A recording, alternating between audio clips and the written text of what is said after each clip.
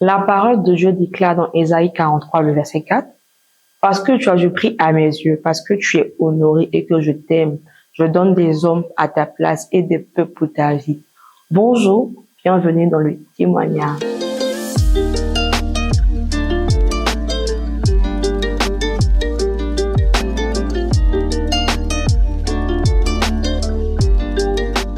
Aujourd'hui, nous parlons de délivrance des complexes et nous recevons une femme de Dieu, une belle personne, pour rendre son témoignage de comment le Seigneur a été bon pour elle et l'a délivrée de ses complexes. N'oublie pas de t'abonner, d'activer la cloche de notification et nous recevons maintenant Jekolia Aka. Aujourd'hui, Jekolia Aka nous rend son témoignage de comment le Seigneur a été bon pour elle. Comme on lui dit, bonne arrivée dans le témoignage. C'est un plaisir pour nous de te recevoir. Faut savoir que Jekolia, c'est mon amie. Jekolia est mon amie d'enfance. C'est une sœur que le Seigneur m'a donnée et vraiment, j'ai le plaisir de l'accueillir sur le témoignage. Donc, ensemble, on va lui poser des questions de comment le Seigneur a fait grâce dans sa vie pour avoir la belle femme que vous voyez, la belle créature merveilleuse qu'on peut constater. Donc, Jekolia, comment tu vas déjà? Je vais extrêmement bien par la grâce de Dieu et puis je te remercie pour l'invitation. Je suis très contente d'être là. Amen, amen, amen. Nous aussi, on est très contente de te recevoir. Jekolia, moi, je veux savoir ton histoire, vraiment, comment le Seigneur t'a délivré des complexes et pourquoi une aussi belle femme que toi peut avoir des complexes. Je suis Jekolia Aka. Je suis de profession agent de voyage. Voilà. Faut dire que pour dire comment ça a commencé, c'est dès le bas âge en fait. Déjà, je suis l'aînée de ma famille. Nous sommes 5 enfants de même père et même mère. Mais après, en grandissant, j'ai découvert que en vrai, mon papa ne voulait pas forcément une fille comme premier enfant. Voilà. C'est des choses que j'ai entendues de la bouche de mes tantes, de mes oncles, mais j'ai jamais eu l'occasion de vraiment demander à mon papa. Mais c'est resté quand même dans ma tête de se dire que tu n'as pas vraiment été désiré en fait en tant que premier enfant et c'était vraiment douloureux. Faut savoir que chez nous, je vais pas dire chez nous, mais moi personnellement, je suis quelqu'un de très sensible. C'est facile de me toucher, c'est facile de me blesser, comme c'est facile de me faire plaisir en fait. Et c'est quelque chose qui m'a beaucoup marqué. Donc il y avait déjà cette idée. Et en grandissant, je vais pas dire grandir, mais on va dire dans l'âge, on va dire 5 à 10 ans comme ça, j'étais là. Il y a des tantes à moi qui me faisaient tout le temps des remarques genre, tu n'es pas jolie, tu es tout le temps bizarre, genre comme si quelque chose n'allait pas avec moi. Et je les voyais beaucoup sortir avec ma petite sœur parce que nous sommes 2 filles et il y a 3 garçons. Et tout le temps, on pouponnait ma petite sœur, on la gâtait, on lui faisait des cadeaux, on la sapait, il sortait avec elle, mais moi, je restais tout le temps à la maison. Ça me frustrait un peu. Mais avec le temps, je me suis habituée et je me suis dit que je vais commencer à me coller aux personnes moi, je trouve jolies, comme par exemple ma petite sœur et tout. Peut-être la beauté est contagieuse. Les enfants, là, quand tu es enfant, tu as une manière de penser qui n'est pas forcément la bonne, mais c'est ce que moi, je me disais. Et au fur et à mesure, j'ai grandi avec. Et je me suis dit que comme en tant que fille, on ne me trouve pas jolie, je vais faire comme les petits garçons. Commencer à jouer aux billes. Je refusais de porter des ballerines. Et c'est quelque chose qui m'est resté jusqu'à présent. Je ne porte pas de ballerines. Donc, j'étais tout le temps en kito. Quand ma maman achetait des chaussures de filles, pour moi, je refusais. Je ne me sentais pas en fait dans la peau d'une fille. Je me suis dit, finalement, c'est parce que je ne suis pas le garçon en fait voulu qu'on me rejette. Donc, je vais faire comme un garçon. Je crois qu'à l'âge de 7 ou 8 ans, mes parents m'ont envoyé, moi, mon petit frère, ma petite sœur, chez ma grand-mère pour fréquenter. Et on est resté là-bas, il y avait mes cousins. Mais je me sentais pas vraiment à l'aise loin de mes parents parce que, mine de rien, moi, c'est ma maman qui me donnait tout l'amour que je ne recevais pas. Parce que ma maman, c'était un peu comme moi, elle est très bisou, câlin. Mes petits frères, c'est pas des choses c'est pas qu'ils sont foncièrement méchants, mais c'est pas peut-être leur langage d'amour. Exactement. En fait. Moi, ma maman n'avait pas peur de dire aux gens, je t'aime. Et c'est comme ça que moi je suis. Je dis aux gens, si je t'aime, je te regarde, je te dis que je t'aime. C'est très vrai. J'aime facilement les gens, en fait. À partir de là, quand j'ai été séparée de mes parents, j'ai commencé à accumuler beaucoup de choses. Tout le temps là, en train de penser on te traite de ceci, on te traite de cela, et il n'y a personne pour te dire le contraire. Donc, tu commences à nourrir ça dans ta tête. En allant à l'école, j'ai commencé à avoir des formes, ouais, la puberté et tout, et on me remarquait pour ça. Ah, la fille là, elle a une belle silhouette, elle a une belle silhouette. Avant, je ne connaissais pas ce qu'était la silhouette, c'est dans la bouche des gens que j'ai appris en fait. Ah, silhouette, silhouette, silhouette. Ok. Et ma jupe, en fait, contrairement aux autres, j'avais une jupe droite, un peu comme un maxi, mais c'était pas long, c'était juste après le genou. Et ça montrait bien aussi les formes. Et les gens, les garçons avaient commencé à m'approcher à cause de ça. Donc, je me suis dit, ah, vu que je suis pas jolie, que j'ai de belles formes, tant mieux. Bon, heureusement pour moi, là, je me suis pas jetée dans les bras des garçons, mais je jouais plus là-dessus pour avoir, genre, les petits coca, les petites glaces après le cours, les cours et tout. Je faisais la belle dans l'école. Mais même bisous, personne ne gagnait.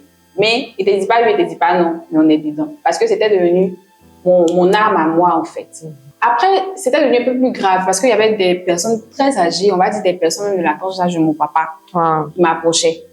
Et moi, faut dire que j'étais un peu complice avec maman. Je lui disais pas forcément tout, mais les choses importantes, je lui disais, ah maman, il y a tel garçon de l'école, non, faut pas mettre sur ta tête et tout.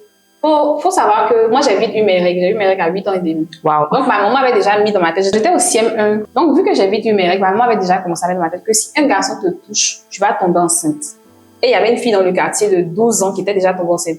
Donc, c'était l'exemple, c'était quelque chose qui me faisait peur. Moi, quand elle me disait, garçon te touche, je pensais à toucher comme ça.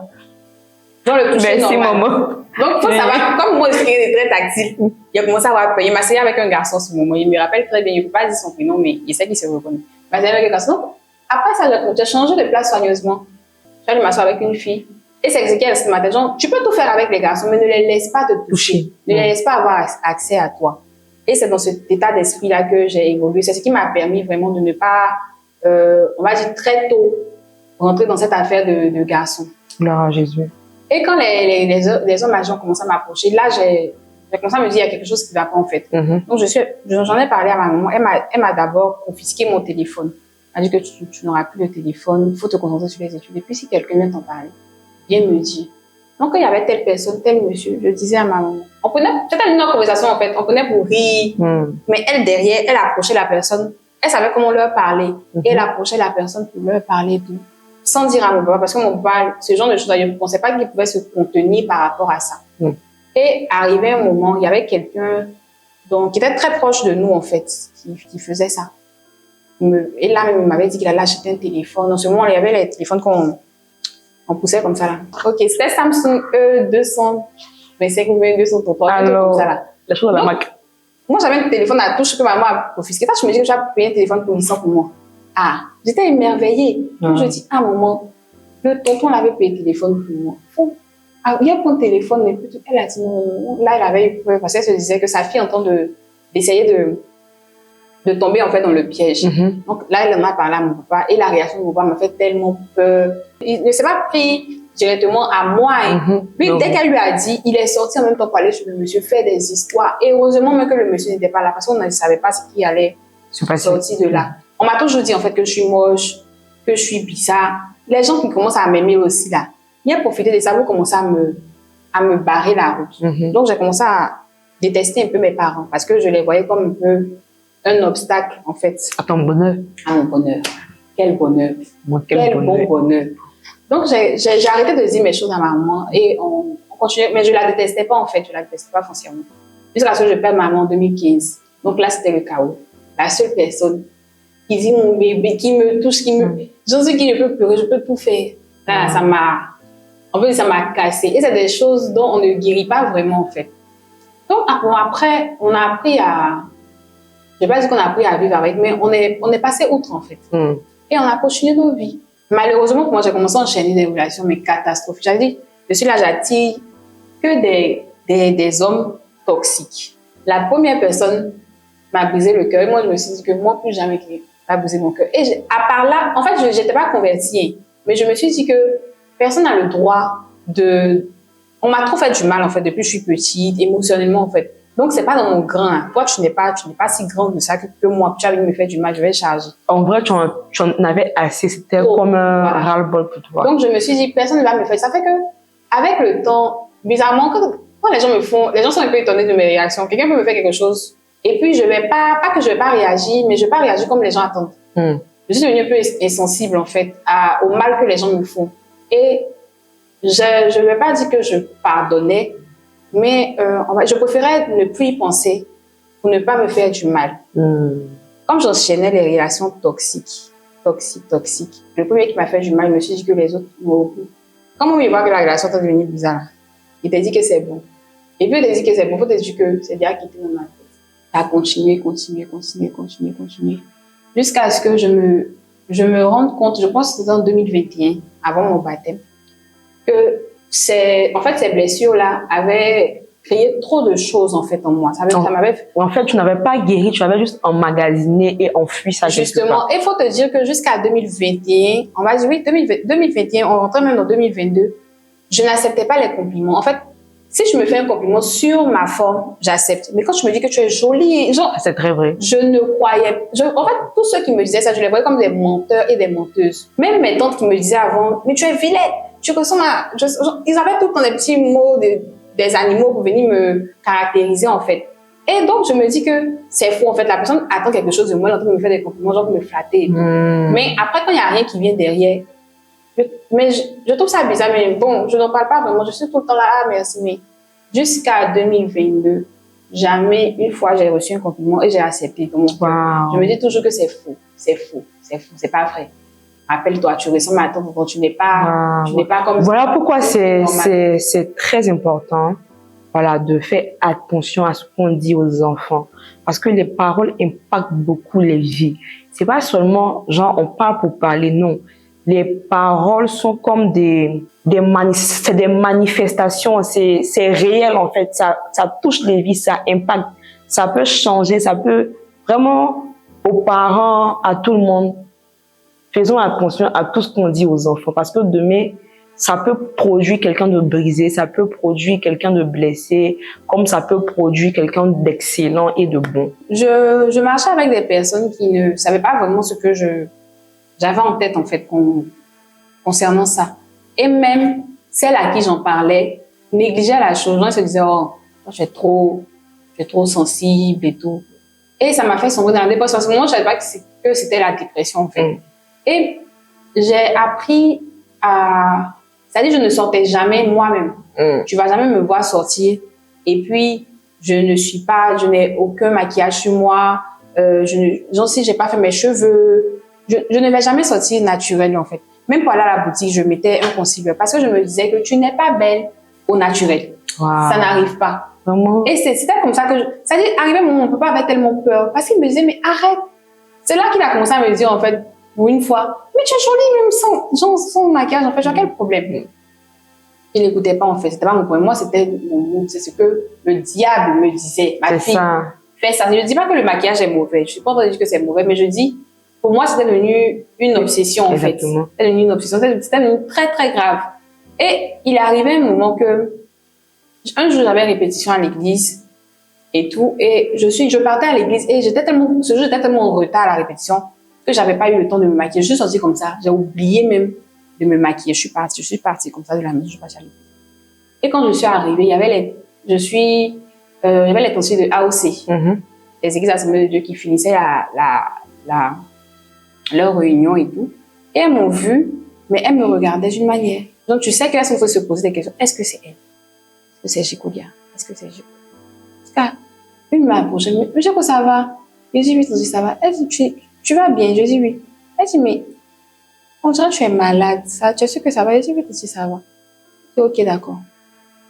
Mais après, je me suis rendu compte, elle m'avait jamais vu sans maquillage. Ça faisait plus de 3 ans que je sortais pas sans me maquiller. Donc, les gens m'avaient jamais vu sans maquillage. Ils étaient étonnés, en fait. Même à la répétition, les gens avaient des réactions, mais ils pouvaient pas m'en parler. Donc, ils sont passés comme ça. Et après, je me suis dit que, c'est que j'ai raison, en fait, de demeurer comme ça. Mensonge. J'ai raison.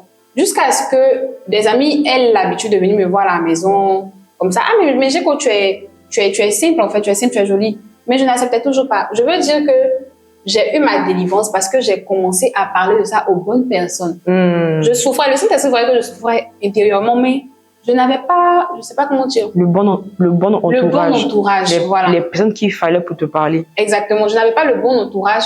Et puis, peut-être que parce que je priais pas aussi à l'époque, j'étais pas vraiment, tout ce qui, je partais juste à l'église le dimanche comme ça, je finis. Je cherchais pas vraiment une relation avec Dieu. Il y a quelqu'un qui était rentré, un homme aussi très toxique qui était rentré dans ma vie, mais toxique de fou malade.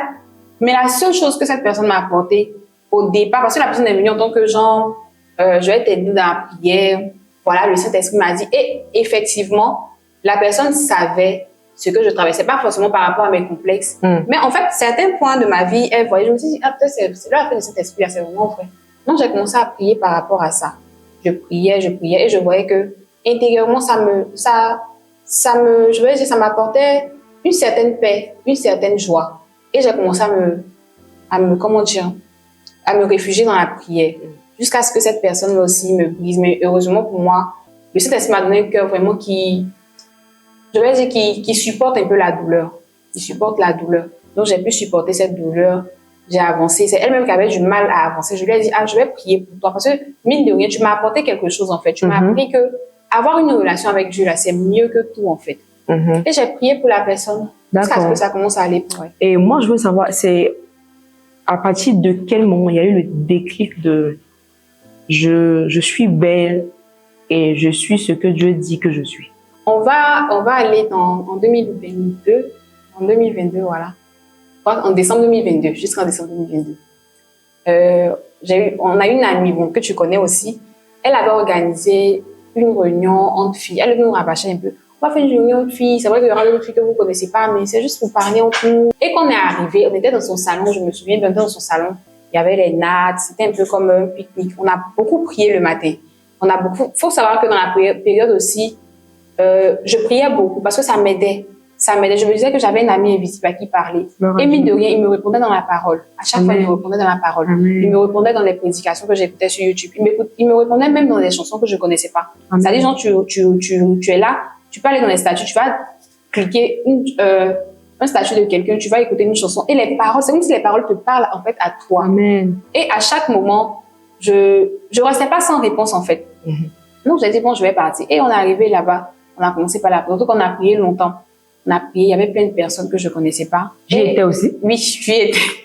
Et on a commencé à se livrer les unes aux autres. Et en se livrant les unes aux autres, j'ai commencé à parler de mon témoignage. Et ce jour-là, je pense que j'y étais allée sans être maquillée. Parce que je me disais, c'est dans fille, je vais prendre mon taxi, je vais descendre maquillée, il va me voir en route, donc il y a faux. Et je suis partie. Quand j'ai commencé à parler du fait que je suis complexée, je suis quelqu'un de très complexé, et que j'aime pas les compliments, en fait, j'y crois pas. En fait, on était tous choqués. Toute l'assemblée était étonnée. Quoi? Chekolia? Toi? Non, c'est faux. Tout le monde sauf toi. Je dis, mais c'est vrai. Le diable est un menteur, franchement. Le diable est un menteur, effectivement. Non, c'est le père du mensonge.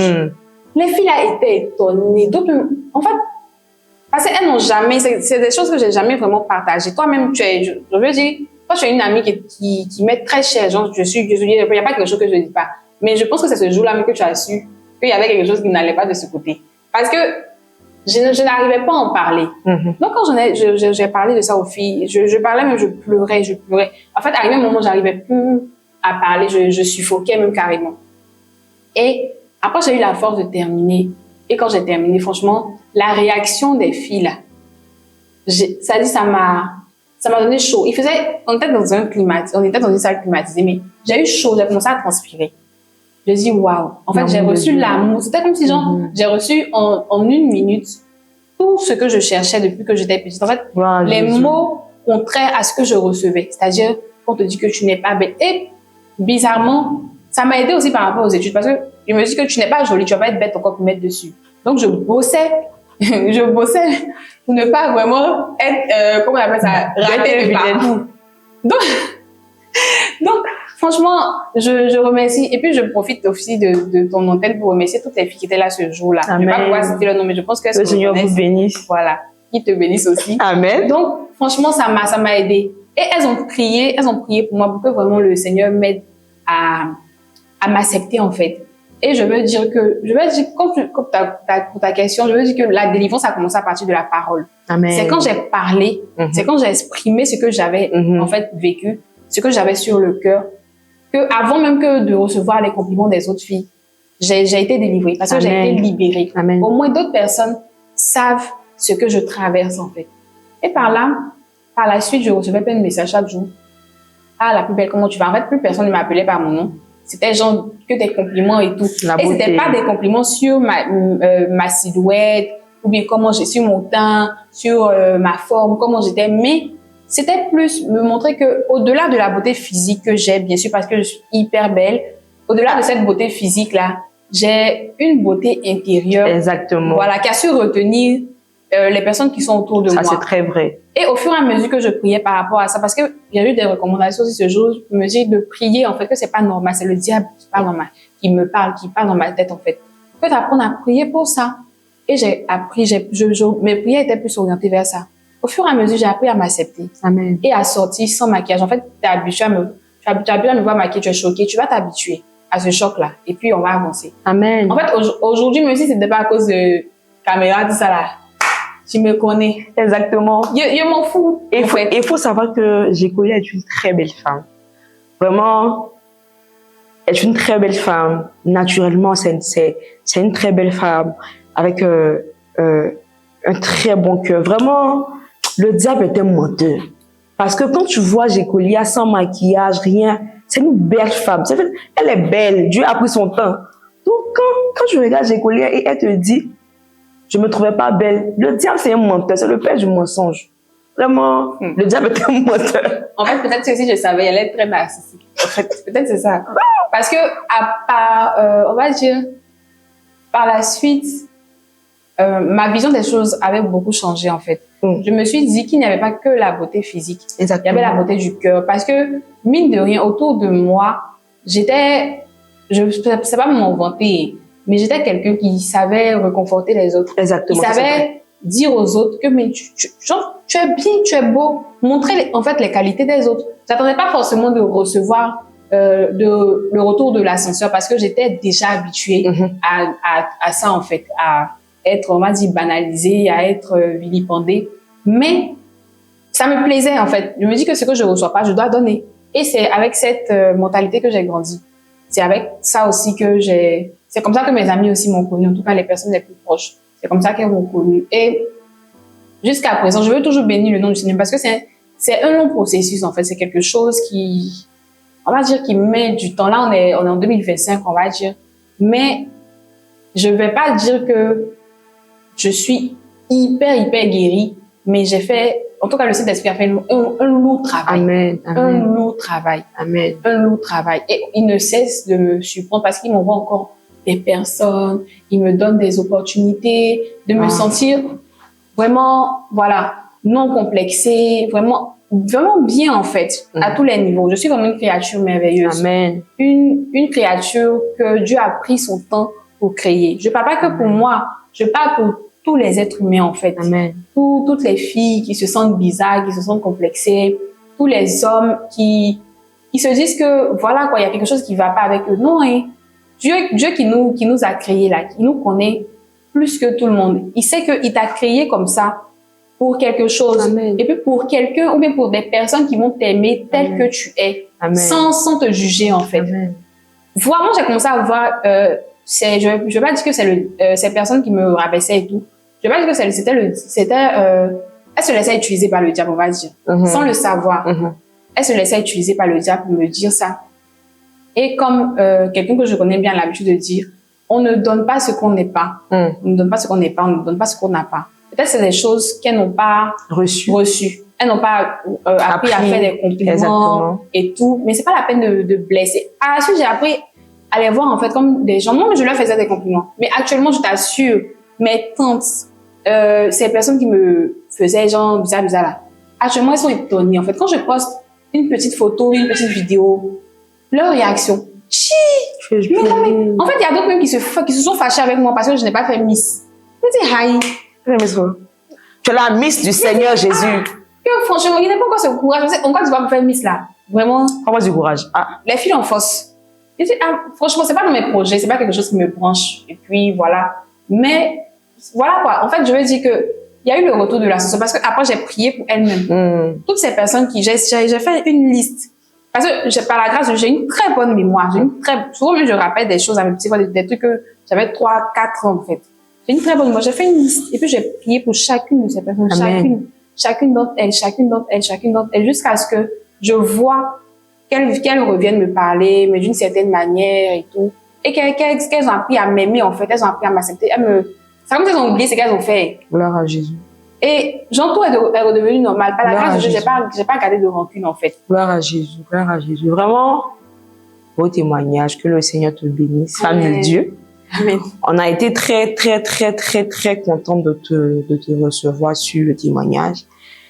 Pour moi, elle a tout dit, hein. Elle a même déjà donné le conseil à une sister, à un frère qui a des complexes. Voilà, son témoignage te montre que tu es une créature merveilleuse. Le Seigneur a pris le temps de te travailler. Tu es beau, tu es belle à ta manière. Ne laisse pas les mensonges des gens, du diable te changer. Cherche plutôt ton identité en Christ. Ce que Dieu dit de toi, comment le Seigneur te voit. Et c'est ça qui est le plus important. Ne laisse pas le monde changer qui tu es. C'est ce que Dieu dit que tu es, qui est la vérité. Le reste là. Exactement, le reste là, vraiment, on s'en fout. Dieu m'aime, Dieu me voit comme une créature merveilleuse, comme une perle précieuse. Le Seigneur dit, il donne des hommes pour moi. Et ça, c'est tellement merveilleux. Donc vraiment, je veux bénir le nom du Seigneur pour le témoignage de Jécolia. On a été ravis de te voir dans le témoignage. Et avant de te laisser partir, je veux que tu pries pour quelqu'un qui vit cette situation ou qui a vécu cette situation mais qui n'est pas encore guéri. Toi, tu as eu la chance, comme tu dis, tu n'es pas totalement guéri, mais le Seigneur a fait vraiment un grand pas parce que je te vois, je sais comment tu as évolué et je vois la main de Dieu. Je vois la main de Dieu. Donc, vraiment, faut prier pour quelqu'un, que le Seigneur puisse permettre que quelqu'un puisse se connecter à ton témoignage et guérir de tout ça. D'accord. Excellent Père de grâce, je te remercie pour ce moment de partage que tu nous as permis d'avoir. Père, je te remercie aussi pour ma guérison. Amen. Qui, je crois, est quasiment finie. Quasiment finie parce qu'il reste quasiment rien en fait. Et je te remercie énormément pour cela parce que je ne serais pas là où je suis actuellement sans toi.